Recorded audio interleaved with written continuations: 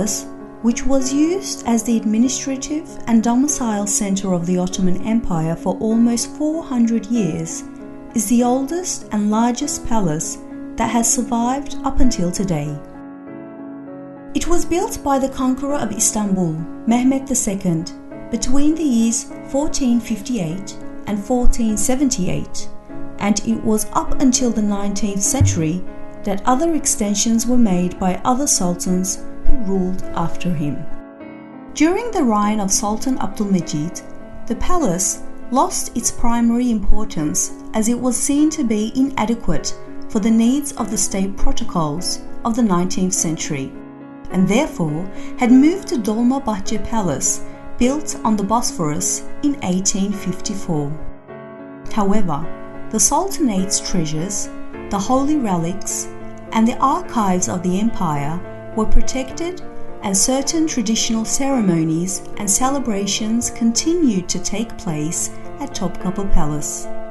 Following the abolishment of the Ottoman Sultanate in 1922, Topkapi Palace was converted into a museum on the order of Mustafa Kemal Atatürk on the 3rd of April 1924. The museum, which also offers audio guidance services, is open to the public every day of the week except on Tuesdays. Entrance is located through the main gates called Baba Humayun, which is located on the side facing Hagia Sophia. An inscription written by Ali bin Yahya as-Sufi is placed above the gate. The first courtyard, the parade court. Upon entering through the Imperial gate, one enters the first courtyard. On the left side of the courtyard, the wood storehouse and the caner's hearth had existed. The remains of the administration, jail building, and the patriarchal palace, which were built at the end of the 19th century, as well as the existent Hagia Irene Church and the Imperial Mint, is located on the left side of the courtyard. Hagia Irene, which was built as the Church of the Patriarchate Palace, is the oldest structure within this courtyard. It was built during the era of Constantine I at the beginning of the 4th century.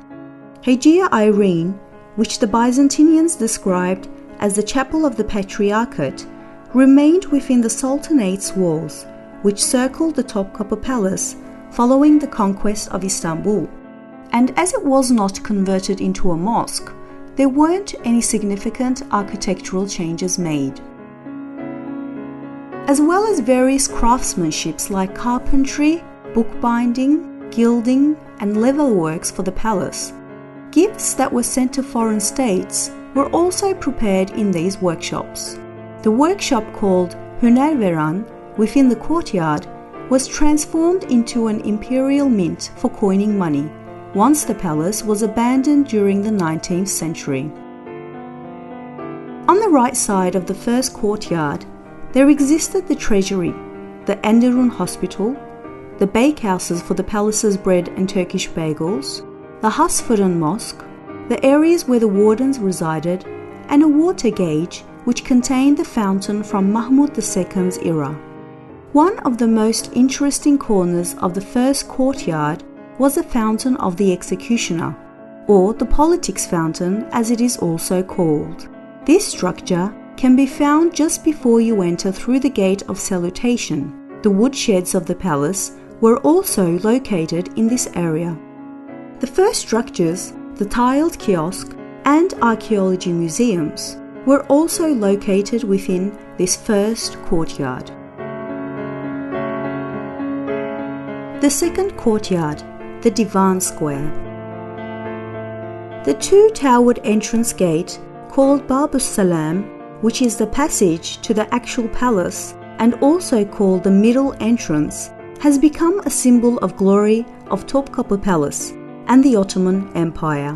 This was the entrance in which only the Sultan could enter through on horseback, while the Grand Viziers and other state officials would step down from their horses. The women of the palace would pass through it in their sultanate carriages.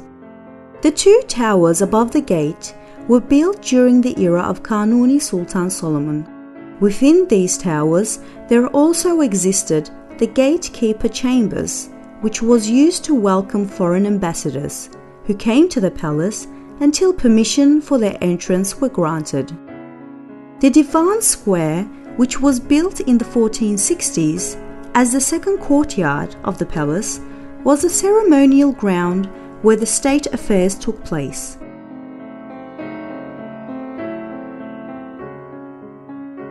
On the right side of this courtyard were the enthronement ceremony called Julus, as well as celebration events, ambassador receptions, and the ceremony of paying the janissaries every 3 months took place, is where the palace kitchens are located behind the porches.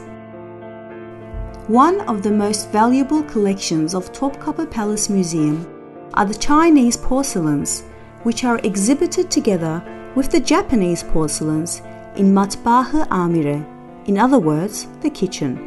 The copper and bronze artifacts are exhibited within the Helvahane section of the kitchen.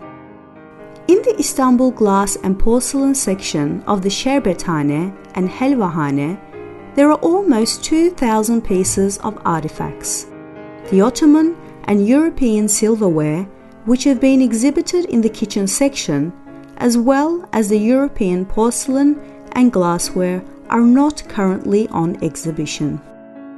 The Kubbe Altı, which is the only tower of the palace located on the left side of the Divan Court, where the Imperial Council meetings were held, is the Justice Tower, which symbolizes the location where justice is represented.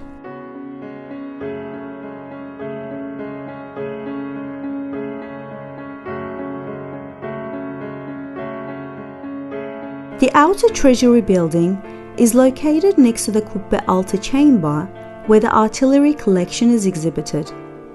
The artillery collection of the Topkapi Palace Museum, which consists of 52,000 pieces of arms belonging to the Arab, Amavi, Mamluk, Iran, Turkish, Crimean Tatar, Indian, European, and Japanese cultures, is one of the forthcoming collections in the world, with its pieces representing a period of 1300 years.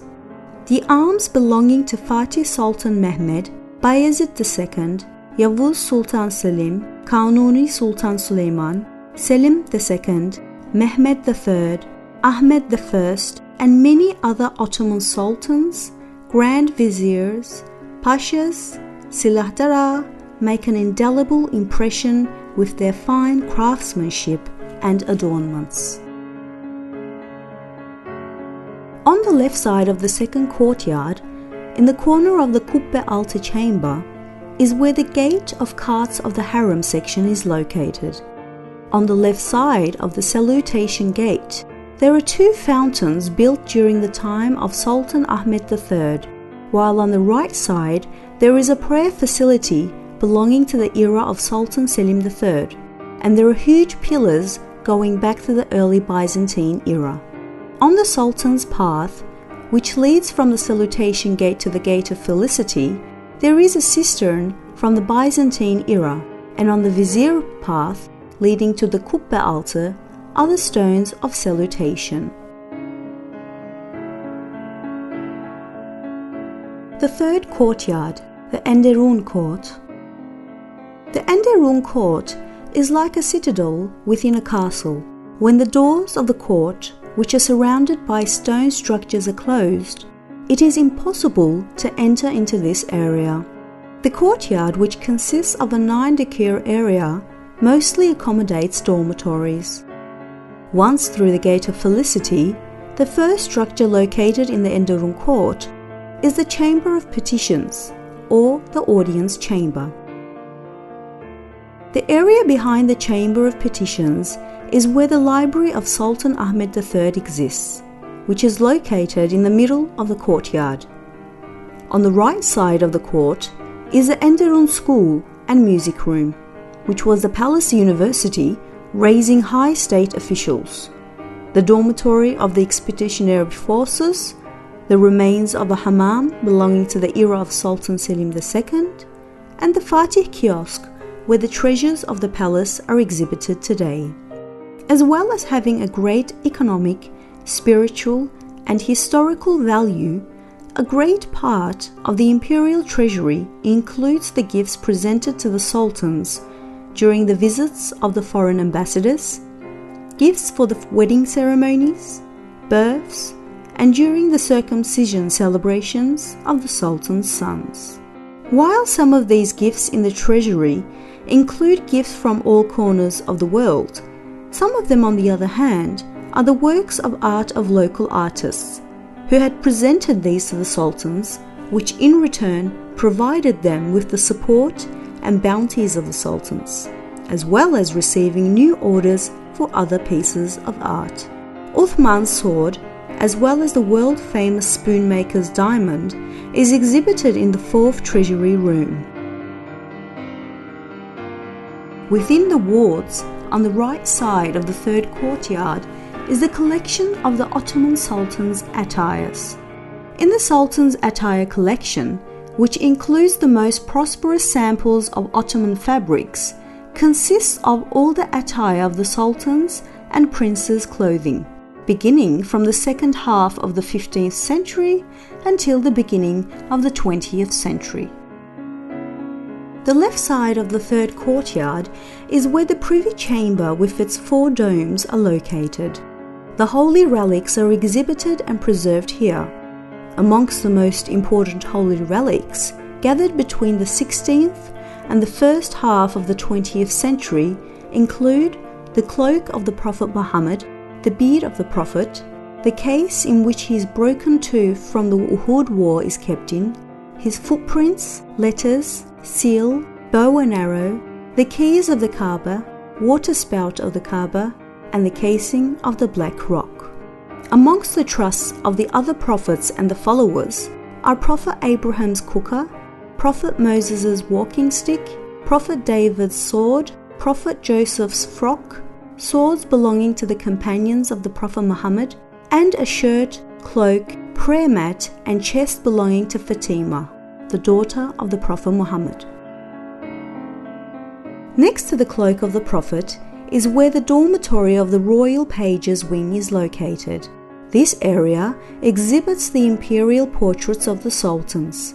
This collection, which is very valuable in terms of the sultan's portraits, presents the gravures, oil paintings, watercolor paintings, and other paintings on tusks of 36 sultans who have ruled the Ottoman Empire since its establishment in 1299. The 4th courtyard, the Imperial sofa. The area in which the expansive porch of the Hall of the Privy Chamber, with its double-lined columns, is the porch known as the Imperial sofa or marble sofa. This area, which consists of a flower garden and a marble pool terrace, is one of the most dearest locations of Topkapi Palace.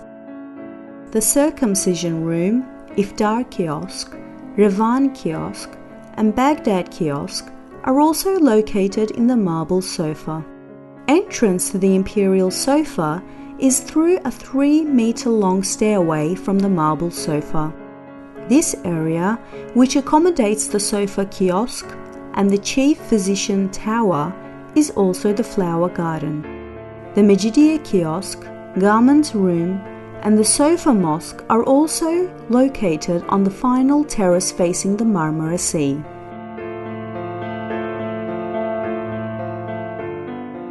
The harem.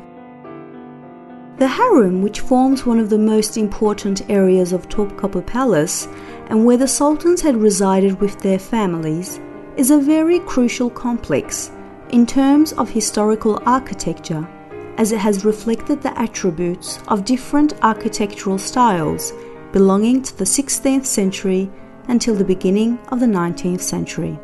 This area has been meticulously circled by high walls, separating it from the salutation area and the areas of administrative functions. There are more than 300 rooms in the harem, with 9 bathhouses, 2 mosques, 1 hospital, wards, and a laundry room. It had been severely damaged during a fire in 1665. The current state of the harem has been attained by many years of renovations and additions. The general structure of the harem is formed by courtyards following one another. The doors which separate these courtyards lead to the wards, rooms, kiosks, and administrative service buildings.